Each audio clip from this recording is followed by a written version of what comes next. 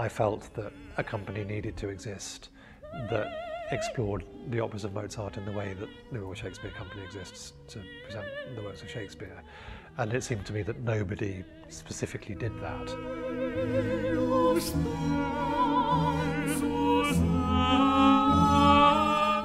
For me, it's always about what's behind the notes and what's the philosophy behind why we do it. It really does feel like an ensemble of like-minded individuals with a questing spirit.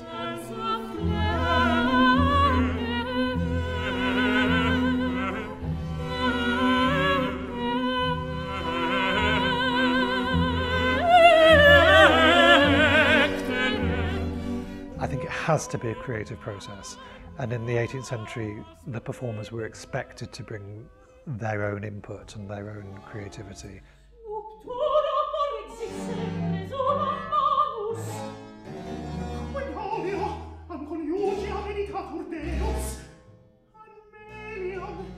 Ian has a very democratic way of approaching it. It's lovely to be able to discuss it as a group.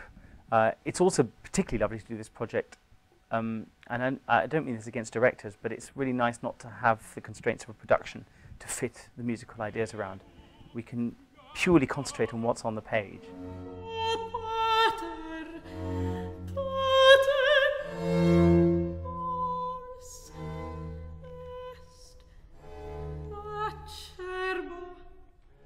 I always make a big point of encouraging the singers to bring themselves and to bring their own personality and their own input to things, because that's what makes them individual. And I think sometimes singers are encouraged to sound in a certain way, and actually what makes singers desirable, but the reason people want to buy CDs or tickets, is because a singer brings something that other people don't bring. So that sense of individuality and the sense of connection to the material, for me, is crucial and therefore a big part of the rehearsal process.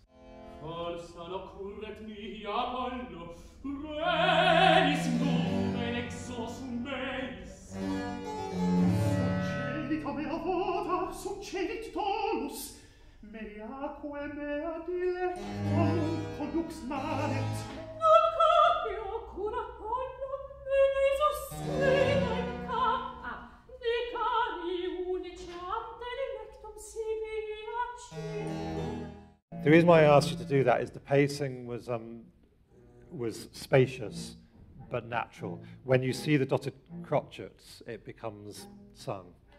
So if you can absolutely ignore the notation beyond, go for what you just did. And I can't impress enough on you, I'll bore myself saying this, but the more you can, if there's any line that you're uncertain about the pace, speak it and replicate through the singing. If there's any sense of vocalizing in a way that is not justifiable in speaking, we're wrong.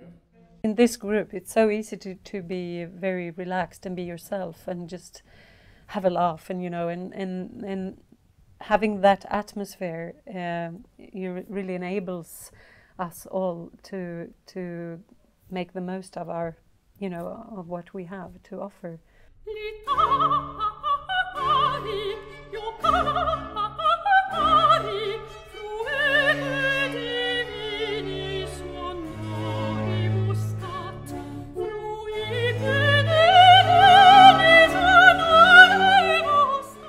For me, and I know this is the case with Ian, which is why it's so great to work with him, is there's really, for me, no difference. A recording session is a performance, is a series of performances, and each take I do, I try to not try to duplicate some kind of cookie cutter prearranged way of doing it. Even given our limited time, I really try to give a performance, and I really think that's what Ian wants, is that there's something live. Nowadays, I think that's what people really crave in their recordings. I don't think they want their recordings to be a museum piece, and if they do, I'm not the artist to give it to them.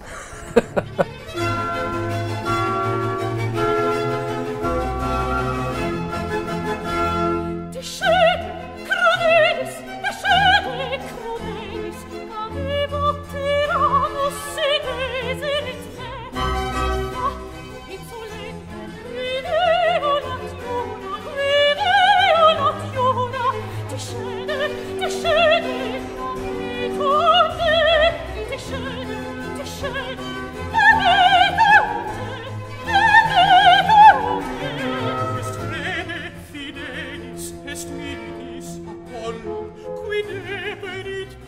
We now feel in a place which feels, for the first time, exactly where I would like us to be. We have Matthew Truscott as our leader, who's a ridiculously young, he looks even younger than he is, but amazingly accomplished player, and who commands so much respect from the players because he can always demonstrate what he wants, and he just has an extraordinary facility.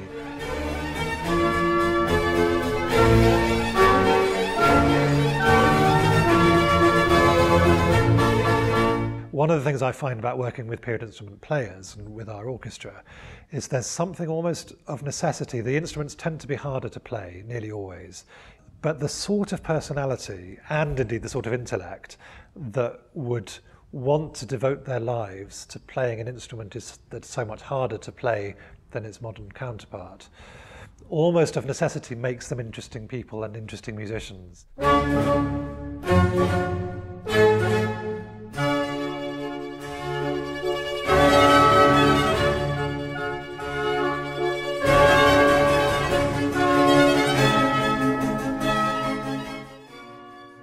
Classical opera is very lucky in that it has a lot of fantastic musicians associated with it.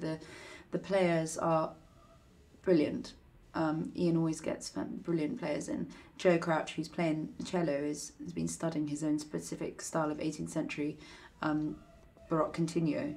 So that's fantastic to have. And Stephen Devine is just a brilliant harpsichord player. And also we've got double bass, I think, which is not quite normal all the way through the recitative. But it's going to be very tight, I imagine, a tight band. The singers generally gets are wonderful to work with, really great young voices, and often not even so young, quite established people, really. People like Larry and Andrew and Sophie are hardly, and Clara, I mean, they're all like, I feel like the youngster in the crew, because so it's a joy to work with these people. Ian puts a lot of thought into everything he does, and it's a very nicely worked out, carefully researched project each time, and that's a joy to be around.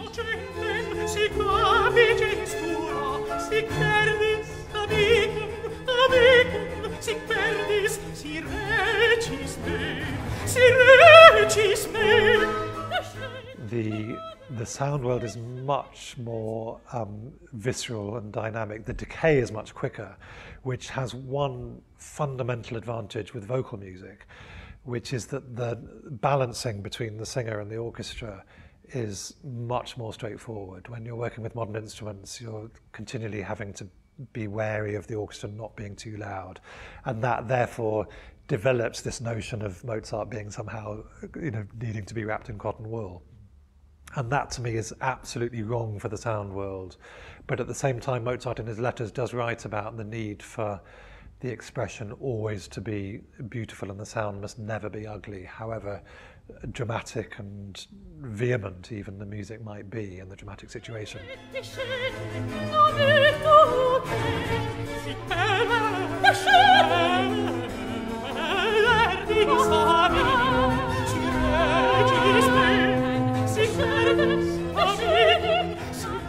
A good performance is a performance that is asked enough of the right questions, and every page of a score has dozens of questions, dozens of ways of doing things.